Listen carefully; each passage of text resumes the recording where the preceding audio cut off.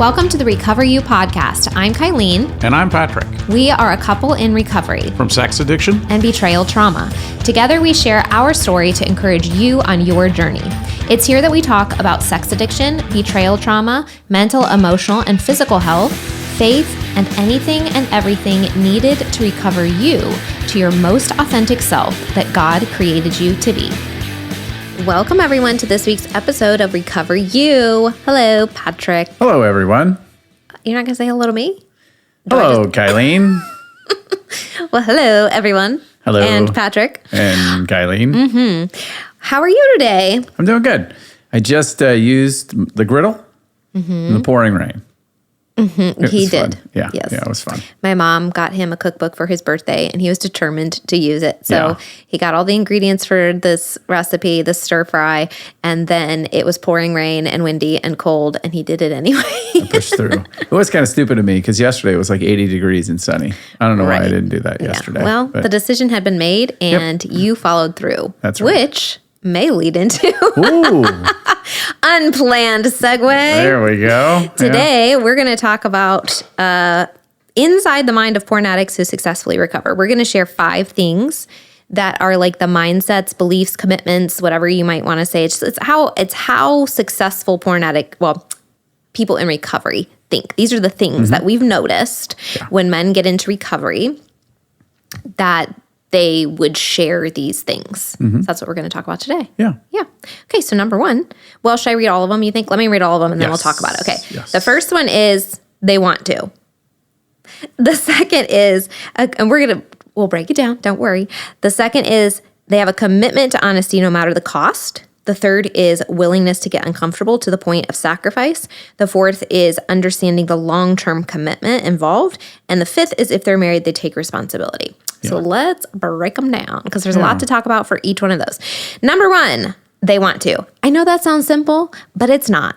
Not everybody wants to do the right thing. Yeah, I think we've talked about like our sex saturated society and how all those phrases that you'll hear like boys will be boys and stuff like that. And so if the or whatever, let's say the woman, but if somebody's like, well, it's just not that big of a deal, but I guess I'll work through it. Like if you don't have an internal motivation, if you just think you're going to do it to make your spouse happy or whatever, then I don't think you're ever going to get there. No. I think you have to internally say, hey, this is not the way I want to live. Right. Regardless. And I would also say a secondary topic that we could maybe title this podcast would be for if a betrayed partner is like, hey, is this going to work or not?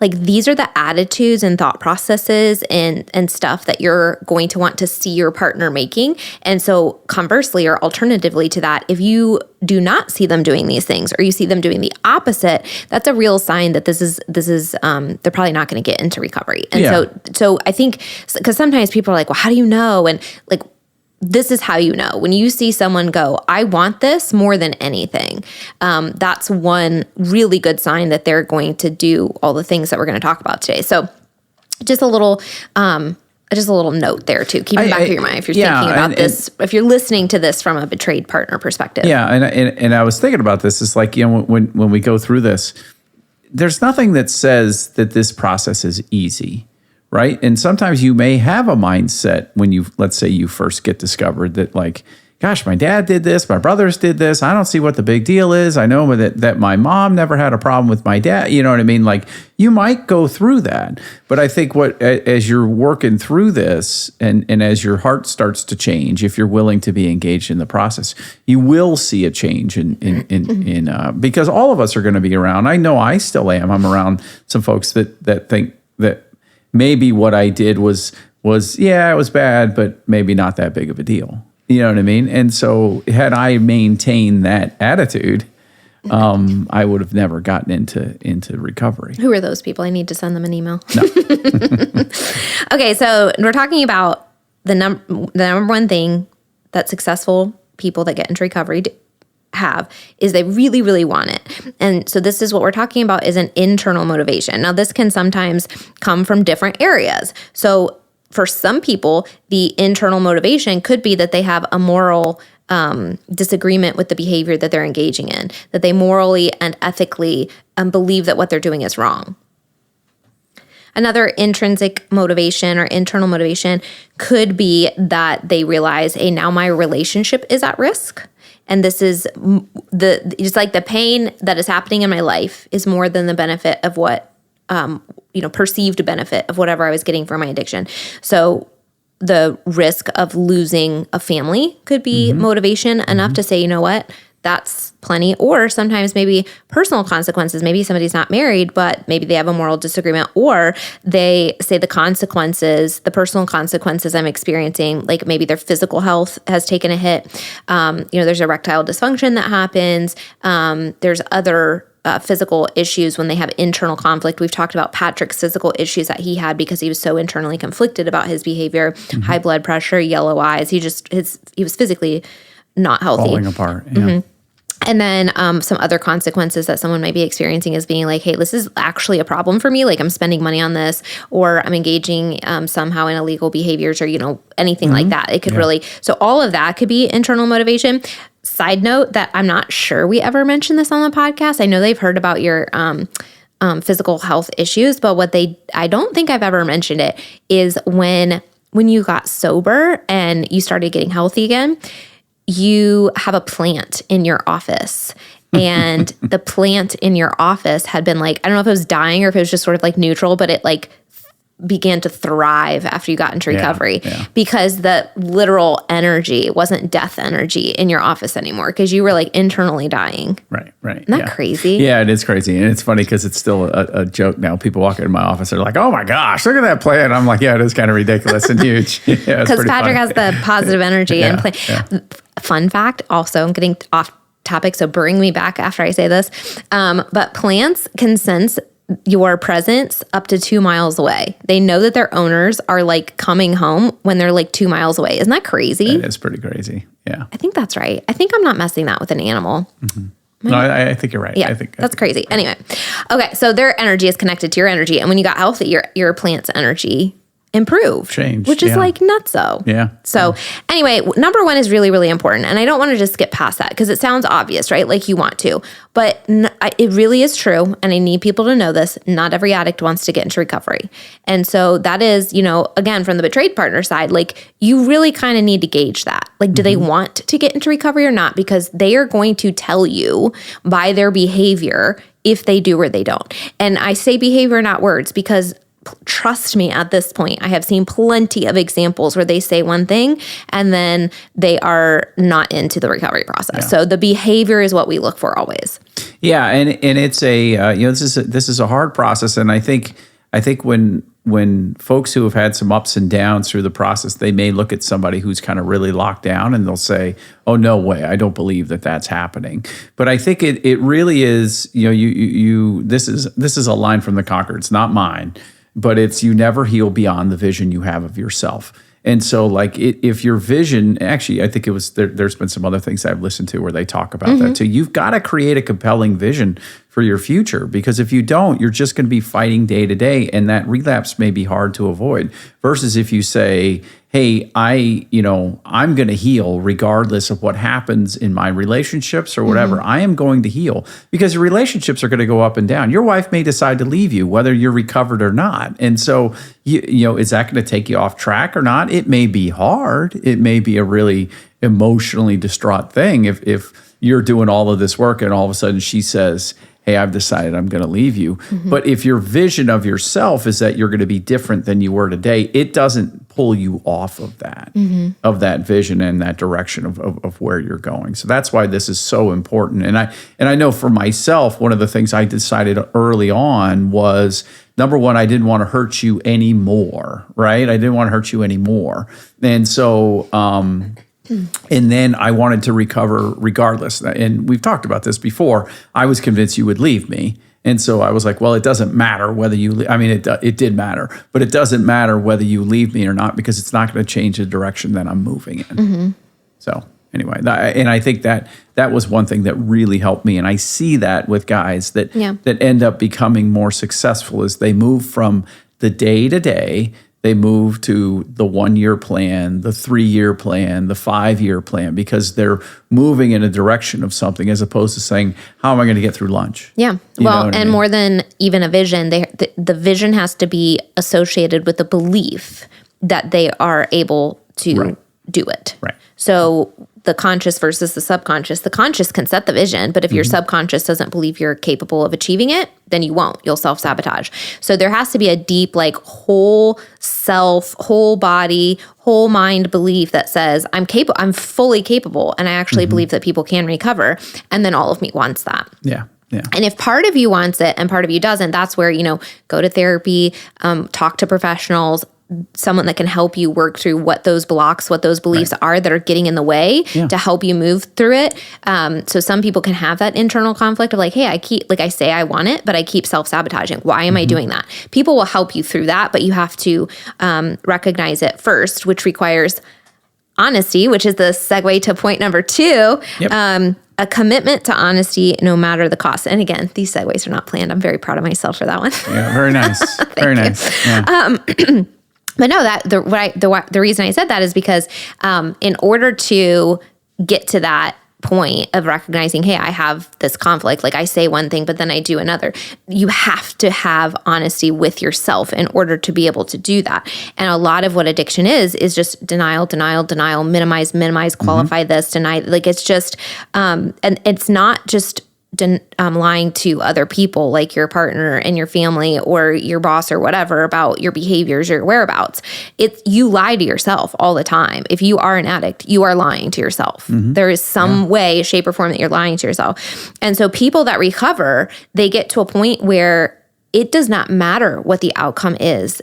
I recognize that honesty is freedom, that honesty is the path to truth and light and goodness in my life. And that if that comes with consequences, I'm willing to pay the cost, because living in honesty and integrity and authenticity with myself and others is so much better. Yeah. That's where people get, is understanding how valuable it is. Yeah. And so the reason that's scary is because why do people lie? People lie to themselves and to others because it's a protection mechanism. There's extreme vulnerability that goes into being honest about something I'm struggling with, or about things that I've done, or about how I have hurt you. Nobody wants to say those things out loud. Nobody wants to say, hey, honey, I've been cheating on you for the past 5 years with a rampant cyber sex addiction and, all these kinds of things. Nobody wants to like sit there and experience the outcome of that. Right. But the people that really get into true recovery, they really deeply understand that honesty is more valuable than whatever the behavior is giving them. I've actually seen this, and you're right, leading groups and guys will get really honest. And sometimes in that moment of just wanting to be honest, they'll give their wife a detail that maybe their wife wasn't asking for. And then that'll blow up what had been maybe a calming situation. And then, maybe the person goes, man, I wish I hadn't shared that. And I always kind of reassure them. I'm like, no, actually, you sharing that is going to lead your wife to be able to understand you more. It's going to be very painful through this as you're figuring it out. But once your wife knows everything about you and everything you've done, and then she looks at you and says, and she holds your hand, there's a lot of beauty to that. I mean, that becomes very, very healing when people know everything about, like, everything about me, right? And so, and as painful as that is, and as much as I wish you didn't, and as much as I wish, it's like you've got your foot on my lap right now, you're smiling at me, you know what I mean? And so like, that is much more healing than going to your grave with that secret. You know what I mean? Like, it's really amazing what true and total honesty does for you. Right. And I think that comes with being willing to face reality, and reality is scary. And it also comes with the willingness to hear feedback. Yeah. So I think when people aren't, like when you see patterns of behavior that demonstrate they're never willing to be wrong, is like a major red flag. So you're getting like a lot of deflection, a lot of defensiveness, a lot of like, but you. That those are all red flags, and we see those a lot. And again, like we've sort of like gathered data for a long time now, and we've seen a lot of people, and we've seen a lot of people that recover, and then we see people that don't. And so when you see people that just resist reality, they resist taking ownership, they resist being honest, it's a real red flag, because I think it ultimately is always going to go back to the first point, which is like there is a big enough part of them that just doesn't want to. Yeah. They just don't want to recover. Right. And now you could break that down into all of the reasons why, and the scariness of it, and the self-protection of it, and all this kind of stuff. But if you are just being honest about it, which we have to be here, they just don't want to. Right. And so I think those are all examples of that, when somebody's just so defensive that they cannot engage in self-reflection, then and they're not able to be honest with themselves and others, and that's not going to work. But the people that do recover you will see it. They will have humility. They will have grace. They will have, the willingness to say the hard thing. I think there's something that's like a little caveat that I need to really add in honesty. And I think it's this notion of there's nothing that your spouse could have done or have not done that would have prevented you from engaging in this behavior. You would have done this behavior whether you were single, married to somebody else, living in Alaska or whatever. You would have done this behavior. And so I think being honest is recognizing that. And then in the course of recovery, kind of reassuring your spouse and saying, you didn't do anything wrong. Yeah. And so, that's really, really important, because if you do have a tendency to want to blame the spouse, well, then you're not living in integrity either, because that does not explain the nature of addiction. It does not explain the nature of sexually acting out, because you're doing that because you're medicating your pain. Well, it also has two misconceptions there. Sex and porn addiction is not about sex. Right. And I had to, I promise.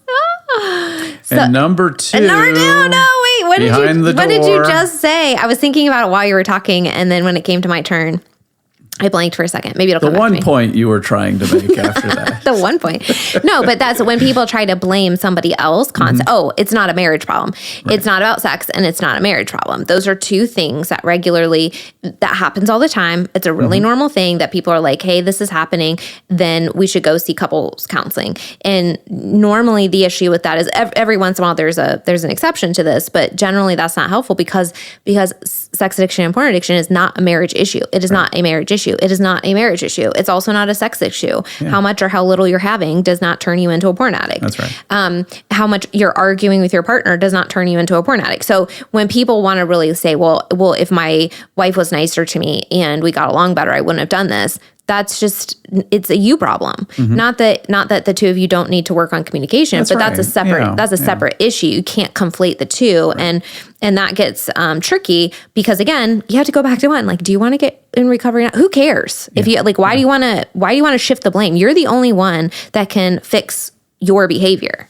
Right. So it doesn't even matter. Like, even if there was some sort of blame to be given, like, why even bother doing that? Because you're just wasting time. That's right. And hurting the other person in the process, and skipping the steps that it takes for you to do the work. So there's no point in it, even if it was true, which is not. Okay. All right, moving on. How many points was that? 10. Okay. 10. Number 3, willingness to get uncomfortable to the point of sacrifice. This is so important, because what we will see is, and this is just human, right? Like, we're comfortable in things that are familiar, and we're comfortable, like, go up to the point of like, like now, or I want to do this, but now, like, I'm willing to get a little uncomfortable, not like to the point of like sacrificing something in my life. Right. And it's like, think about like anything good in life. There's all these biohacking fads right now. And one of them is like, cold plunging, right? Cold plunging is freaking cold. I do not like to be cold. Thank you. You're welcome. It is super cold, okay? For anybody who hasn't done it.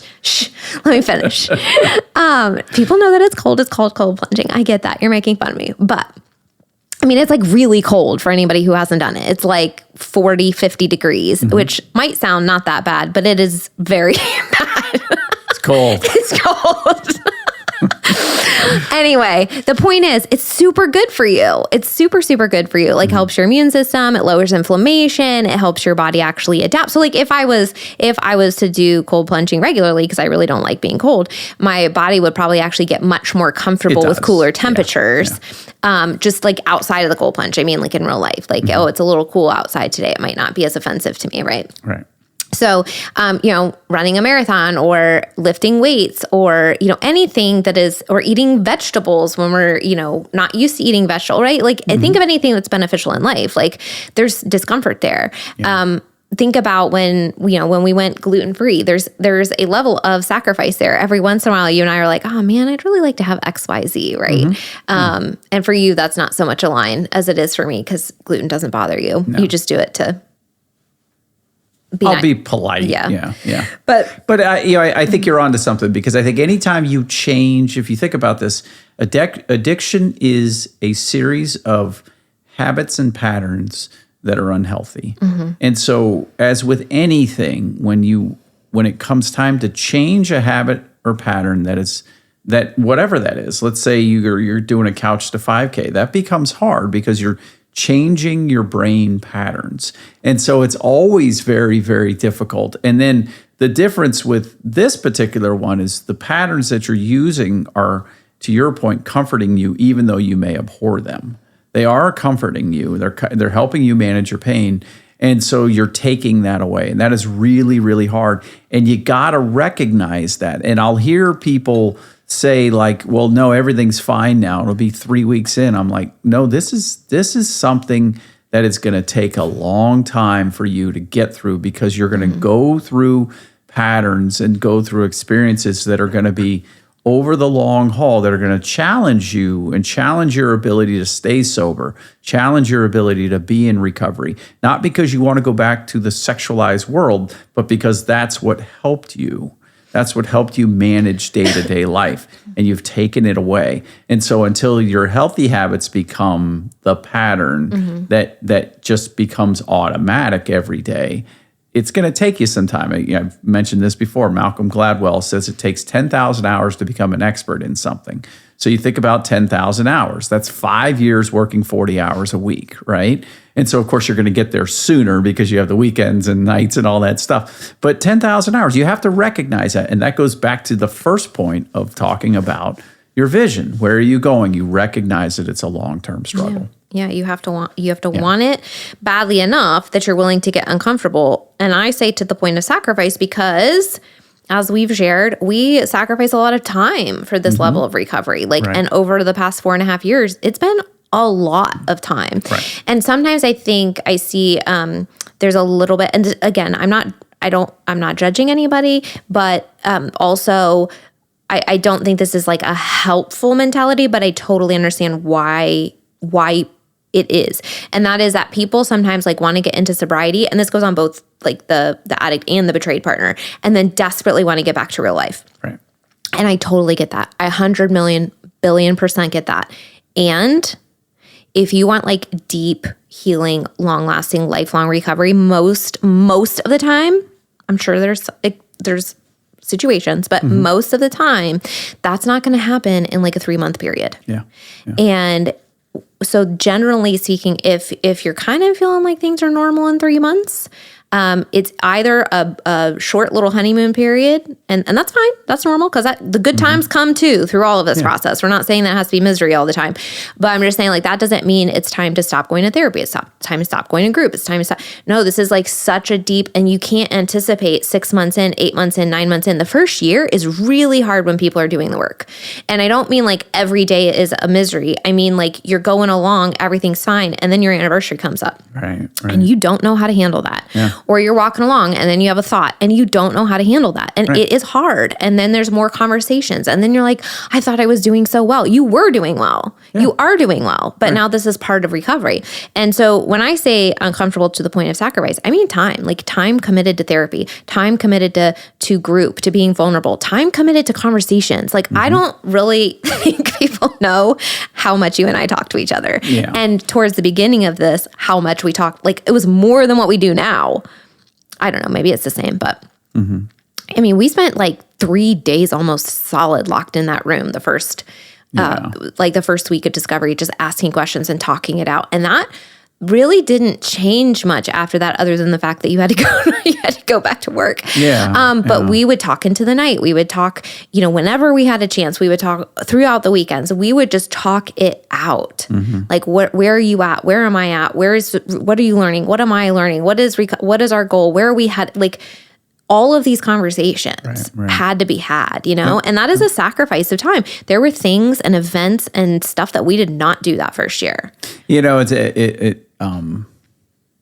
I think one of the clearest indications for all of you, if you have more work you have to do, is when you get annoyed by something, annoyed or angry. Why do we got to talk about this again? Why do we got to do, like, those are usually, there's fear coming out of that, and that fear is usually born out of something. So that's probably indicates there's a little bit more cleanup that needs to go.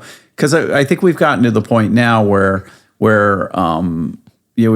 now we're just talking about life. Now we kind of talk about life, but occasionally we'll talk about something and it's really okay. Like I think there was here's a good example. There was something that had come up before I traveled, and it came up late at night. I think it was something going on, and then I got up the next morning. I felt like I hadn't responded to you very well. And so I reached out to repair, and I think you were like, "What are you talking about? Like, everything was fine." So, but it was just because I wanted to make sure that you knew that, hey, I wasn't annoyed by the fact that you brought something up. Yeah. You know what I mean? And so, and I think it was something. It was I don't know. Oh, it was the Apple Wallet thing. Oh yeah, how'd you have Apple Wallet on your phone? Yeah, and what's so funny is when the further you get into recovery, like, I don't really know. I'm like, I don't know. You know what I mean? Like, it was there, so. Well, these segues are just great, Patrick, because you brought up the Apple Wallet, and the next thing in the point of sacrifice is money. So good for you. This is just 10 out of 10 today. All right. But no, sometimes some of the things that we have to sacrifice to this process is money. And that is unfortunate. But it also, whether it's on books, whether it's on therapy, and we've mentioned this too, because we know that everybody's in a different place with that. So the idea is that it's to the point of sacrifice, not the point of, like, ruining the family. There has to be effort placed, right? So that doesn't, for some people, they can go to therapy every single week, and maybe that's what they can do, and that's fine. Maybe some people can't do that. 3 times a month is great. Or maybe some people can't do that, but 2 times a month is great. And that's, tight, but it's doable, right? It's like, what can you do that is like putting skin in the game? Because there's plenty of skin that was in the game of addiction. Right. Yeah. And so it's like the same level of commitment that you had to the negative behavior, you need to put into the positive behavior. And you see that with people that recover. They're like, I will figure this out. I will make it happen. And there are a lot of different stories of that. Alternatively, there was a comment. Patrick and I were running a group one time, and we were running it for free. And it was a very inexpensive program. It was like $129 for the program if you wanted to personally buy it yourself. Someone came into the group the first week and basically was like, I'm so glad you guys are doing this, because I didn't want to spend money on something that might not work for me. Right. Yeah. Well, I can tell you right now that attitude is why it wouldn't work for you. Right. Yeah. Well, and financial costs are very real things, and you don't want to go into massive bankruptcy. But I think the other thing is there's a lot of free stuff out there. I always tell people, I'm like, every Tuesday morning. And this was not a situation where, like, it would have bankrupted this guy. Yeah. Pure Desire podcast comes out. That's an hour of being immersed in this. Every Wednesday morning, ours comes out. And I always tell the people I know, I'm like, you may be sick of listening to my voice, but there's going to be good resources on there. So you're immersing yourself. And so, like, anytime. I still, 4.5 years in, I don't need more recovery information. I still listen to the Tuesday podcast. Yeah, absolutely. And if you think about the 10,000 hours comment, so, like, if you're not going to go through 10 lessons, an hour and a half of Conquer and be healed. You're just not. You're going to learn a lot. You may actually have some breakthroughs, and it may help you through that. But 10,000 hours, 10,000 hours of doing something. And so that all contributes. The podcast, the books, the therapy sessions, the group sessions where we're talking about, like, all of that contributes. So take it seriously. And you don't have to take out a home equity loan to do it, but I think, to your point, you got to kind of go, hey, where are we at here? What is worth it? Because the thing is, I'll tell everybody who's listening, you're worth it to be healed. You're worth the cost of either going Time, to therapy, effort, money, whatever it effort is. to heal. Every single one of us is. And so those of you, those of you who are betrayed, you've been through a horrible thing. Those of you who have had a lifelong addiction you've had some horrible things happen in your life. And even the addiction itself has been a hard thing that's really inflicted some trauma on you. So you're worth going through this process and worth taking these sacrifices to get through this barrier, which in 3 to 5 years could get you to a level of life that you never thought possible. Mm-hmm. Yeah. And just a reminder, because healing is uncomfortable, and the point number 3 is willingness to get uncomfortable.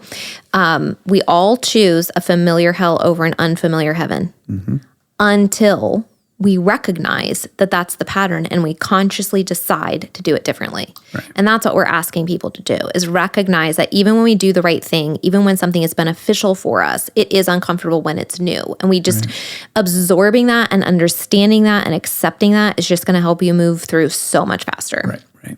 Number 4, understanding the long-term commitment, which is something you've kind of weaved into the other points a little bit.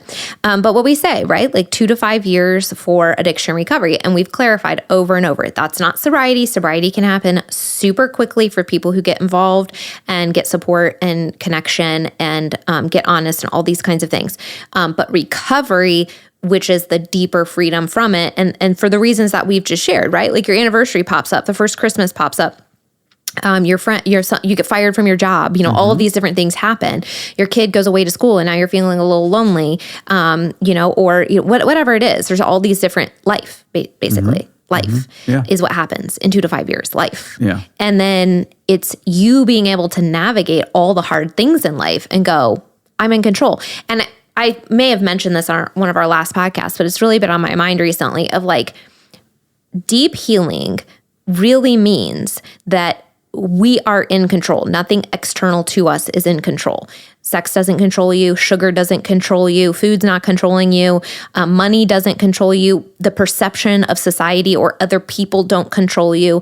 It is you in your conscious mind making the decisions that align with your values so that you can live in integrity and authenticity every day. Right. That is what recovery looks like. That's just what healthy human beingness looks like. That's what we all want to get to. If I want to make it spiritually based, I'd say that's sanctification, is that we're living into the truth that God has placed in us and that we're consciously making choices to move towards that daily. And so I think that's worth it. I think that's what we should all be doing. Absolutely, and I think that's what, when we say long-term commitment, that's what we mean. Get into sobriety quickly. We encourage you to. It's easier that way. Rip the Band-Aid off. It stinks. Do it. Like, it's just going to be so much better if you can do it quickly. And then work on deep recovery and healing. And that's going to take a little bit of time because, man, life is messy. And we've all gathered pain and suffering and people hurting our feelings and resentment and anger. And we've all gathered these things. Healing is like, I'm going to take one of those stones out of my bag at a time. I'm going to face it. I'm going to deal with it. I'm going to process it. And through that process, I become a lighter, happier human being who now is not, triggered or activated by all of these things around me. Well, and one of the funniest things I heard recently was a guy was describing his healing process. They talk about a layer of onions. He's like, I'm carrying on a bag of onions. I was like, So yeah, it just takes time. And I think about, I'm coming up on 5 years, the end of February or the end of January.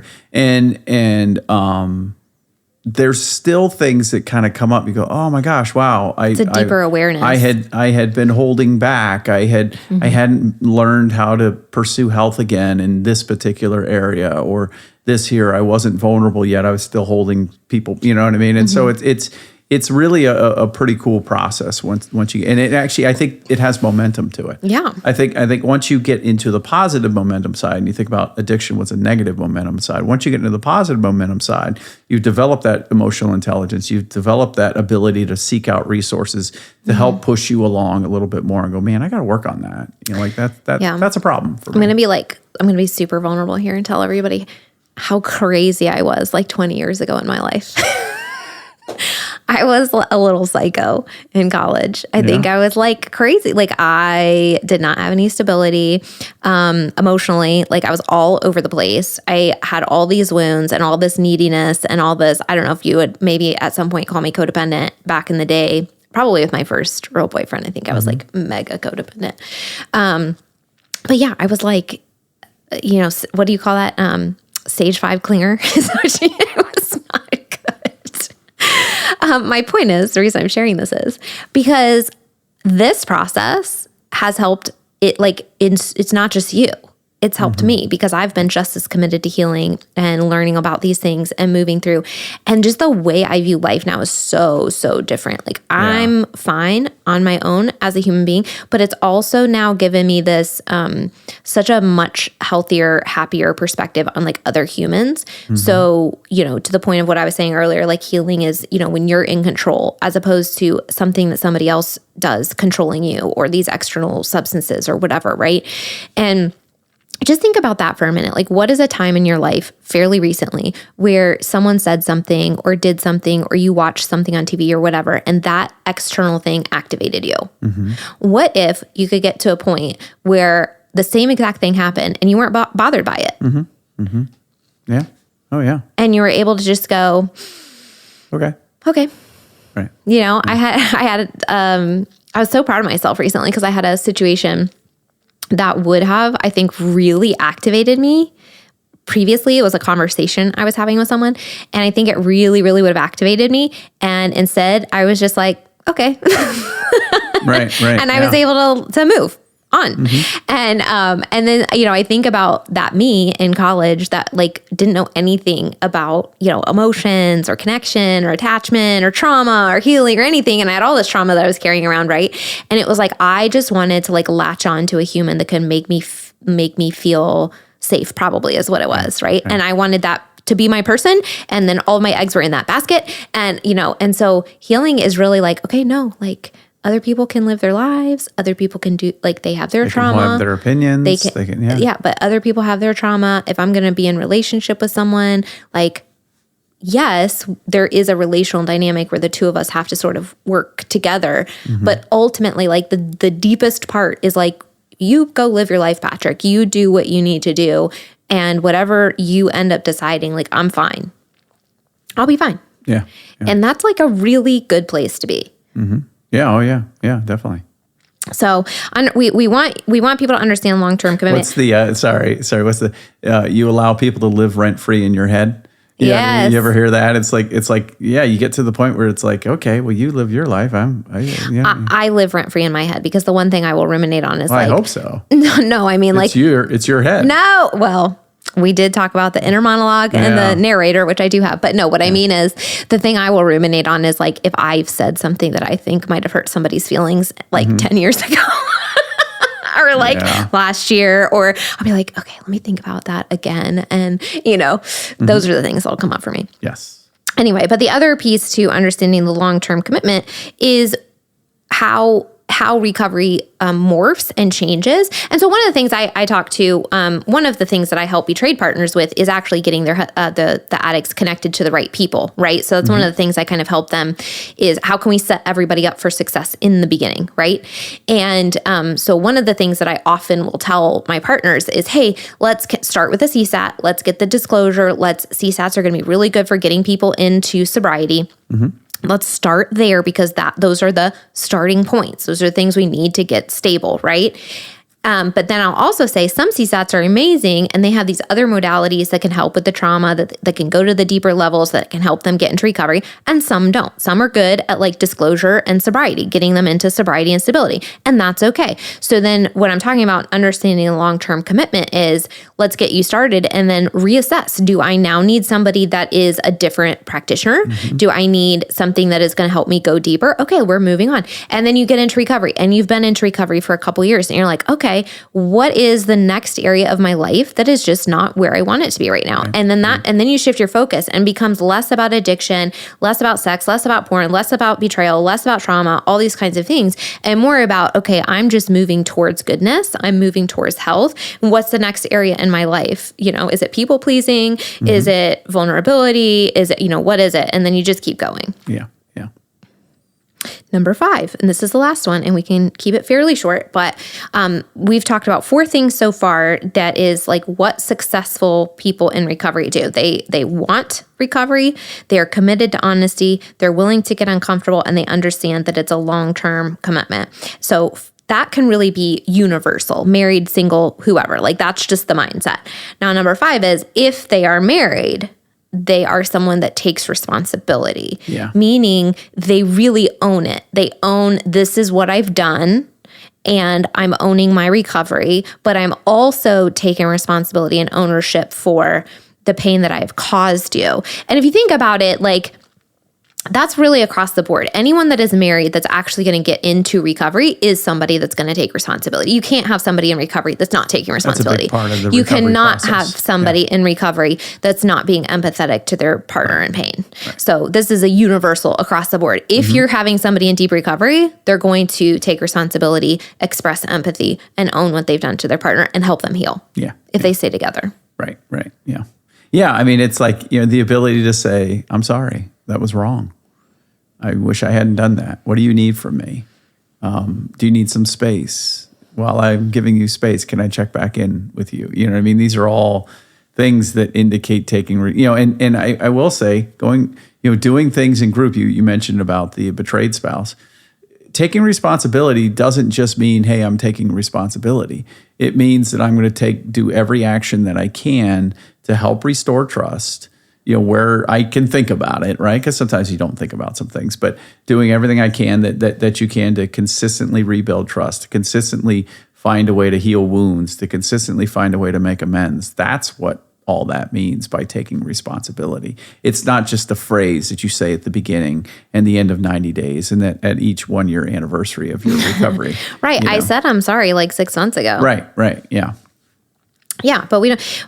But people that really get into deep recovery are the people that are doing a lot of self-reflection, a lot of thinking, a lot of personal growth, and they're going to be the people that are able to turn around and go, oh, now I understand the impact, and I'm receptive to. We mentioned this earlier, receptive to feedback, and your partner is going to give you feedback about how this makes them feel. Absolutely. So it's being able to receive that and sit with it, and then the healing work, getting into recovery, is eventually moving out of the shame spiral and just being able to sit with it. And then to your point, you're saying and helping people as much as you can, anticipating sometimes you'll make a mistake and something will trigger your partner. And then instead of being defensive, like, well, it's not what I meant, or, I didn't know that was a trigger, then it's the empathy piece coming out and saying, I know that what I did was really hard and it caused this pain, and I'm really sorry. I didn't recognize that this was a trigger, but I do now. Thank you for telling me. That sort of thing. Right. So anything else you think for inside the mind of people who recover? No, I think just the key is it's a long, wonderful process. It has its highs and lows. But the quicker you kind of develop a long-term mindset, it's the same thing with building a company. It's the same thing with building a team. It's, if you ever look at the successful sports teams, or the successful individuals, they all have long-term mindsets of where they want to go, because that helps you weather when the storms are heavy. It helps you weather when you're not feeling good. It helps you weather when your relationships are falling apart. It helps you keep going because you've got these long-term goals and long-term vision of where you want to go. So, and I think delete the idea, it's a wonderful process. And I think delete the idea that it's linear at all. Right. Like we talk about, phases of healing and stuff like that, but they're all overlapping to some extent. And so I think this idea, and you'll see this on both sides, but I think this idea sometimes of like, well, I've felt anger, I shouldn't feel anger anymore, or I've grieved it, I shouldn't have grief anymore, or I've, name any other emotion, right? I shouldn't experience this anymore. Or I thought I processed this trigger and this memory came up again, right?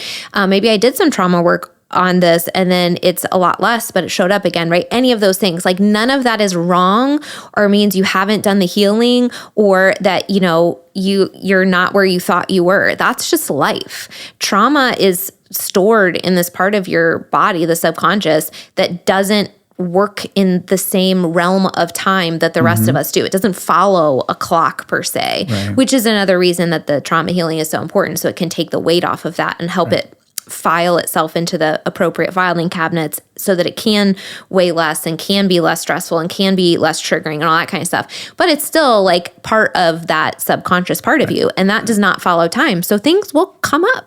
They will just pop up sometimes. Yeah. And that's, that's normal. And so just, I think taking these black and white rules off of it, these expectations that like, well, I shouldn't feel this way, or I am feeling really good right now. Should I be feeling really good right now? Or I'm feeling really bad right now. I shouldn't be feeling really bad right now. Like both of those are normal at different parts, and they'll probably come up again, and then they'll go away, and then they'll come up again. And all of that is super, super normal. Every day is a new opportunity to choose health and freedom. Make that choice today, and we'll see you next week. Woohoo! If you're listening to this, it means you've made it through an entire episode. Part of recovery is spending time engaging in healing and self-growth activities. We are thankful that you chose our podcast to be one of those activities today. Make sure you reward yourself for that accomplishment. If you've enjoyed this episode or this podcast, we would love to hear from you. Please take just a few moments to leave a rating and review, letting us know your experience with Recover You. We not only love hearing how these episodes are helpful, but ratings and reviews help others just like you who are searching for recovery information and support find the podcast too. We can't wait to hear from you. See you next week.